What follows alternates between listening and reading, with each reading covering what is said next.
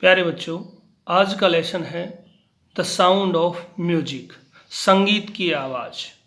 Evelyn Glennie listens to sounds without hearing it. Evelyn Glennie आवाज़ों को बिना सुने सुनती है और इसके राइटर हैं डेबोरा काले। यह कहानी एक ऐसी लड़की की है जो बहरी है, लेकिन अपनी दृढ़ इच्छा शक्ति और मेहनत के बल पर वह जीवन में कामयाबी का मुकाम हासिल करती है। भगवान ने भले ही उसकी श्रवण शक्ति छीन ली हो, लेकिन उसे एक एक्स्ट्रा ऑर्डिनरी टैलेंट दिया है, जिसके दम पर वह न केवल चीज़ों को सुन सकती है बल्कि अच्छे से समझ भी सकती है। हम जो चीज़ केवल सुन सकते हैं वह उन्हें हमसे कहीं अधिक गहराई से महसूस कर सकती है। कहानी जानने से पहले इसमें आए हुए नए शब्दों को देखते हैं। जोसल, धक्का मुक्की, पुश रफली, डॉन्टिंग, डरते हुए, फ्राइटनिंग, एस्पायरिंग म्यूजिशियन, महत्वाकांक्षी संगीतकार, यह ऐसा व्यक्ति जो संगीतकार बनने का इच्छुक है। A person who wants to be a musician. Percussionist, tabla वादक. A person who plays the drum, the tabla, etc. Potential, quality or ability that can be developed. ऐसी योग्यता जिसे विकसित किया जा सकता है।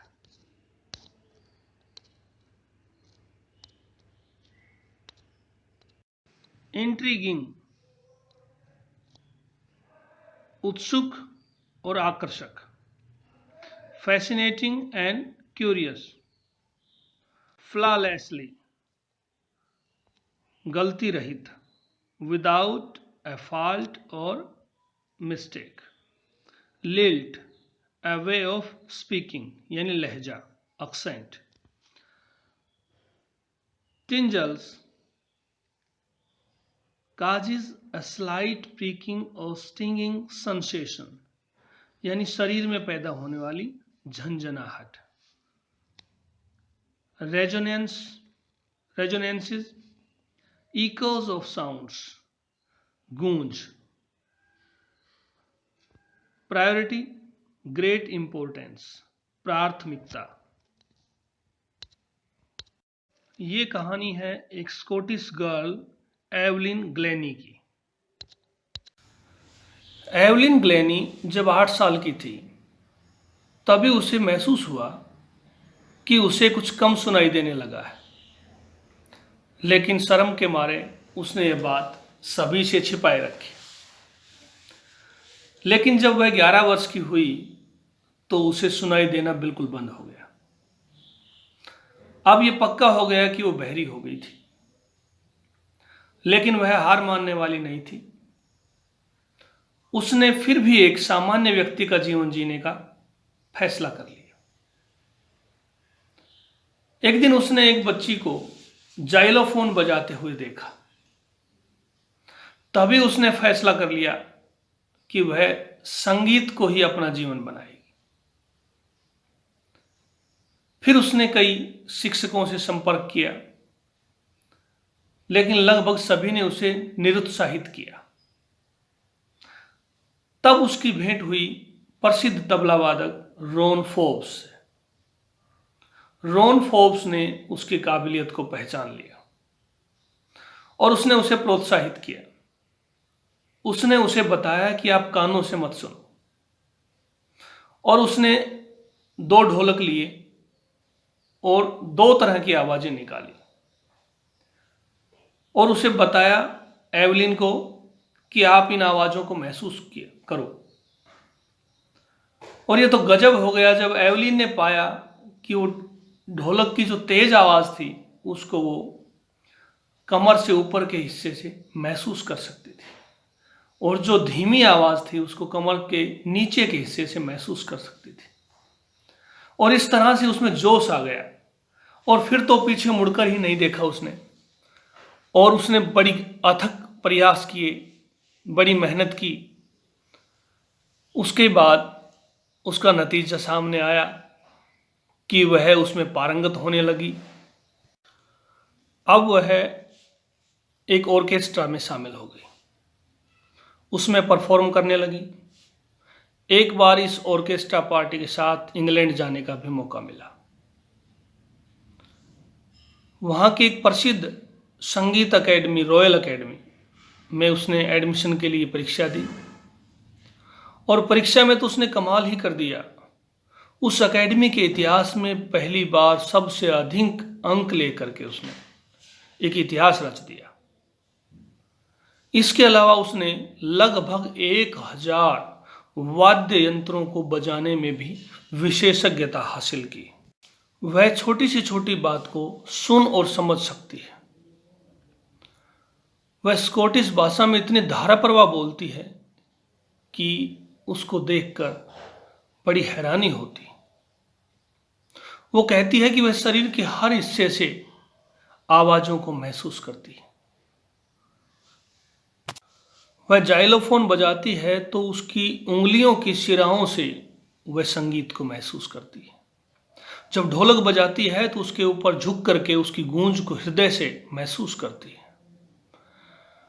वह जब भी परफॉर्म करती है तो नंगे पैर करती है और वो म्यूजिक को पैरों के माध्यम से महसूस करती है।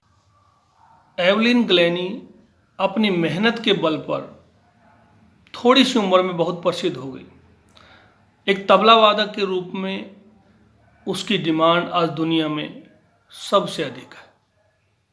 नियमित संगोष्ठियों के अलावा वह चैरिटी के लिए अस्पतालों और जेलों में भी अपने कार्यक्रम देती है। एवलिन युवा संगीतकारों के प्रशिक्षण को प्राथमिकता देती है।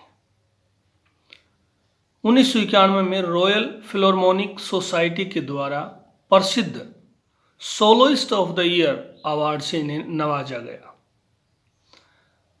उनका जीवन हम सब के लिए एक प्रेरणा स्रोत से कम नहीं है और हमें उनके जीवन से प्रेरणा लेनी चाहिए कि जब वो एक अपाहिज होते हुए इतना कुछ कर सकती हैं, इतनी प्रसिद्धि हासिल कर सकती है, तो हम क्यों नहीं कर सकते।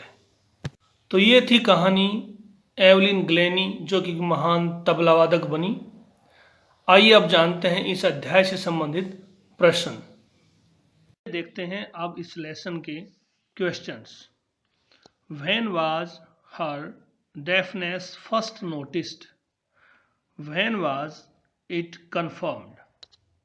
Her deafness was first noticed when she was 8 years old.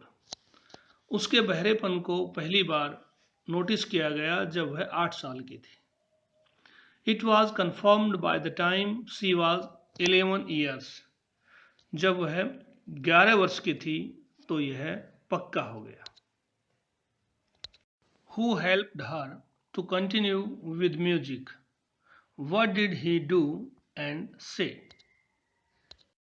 A famous percussionist Ron Forbes helped Evelyn to continue with music and encouraged her. एक प्रसिद्ध तबलावादक रॉन फोर्ब्स ने एवलिन की संगीत सीखने में मदद की और उसे प्रोत्साहित किया।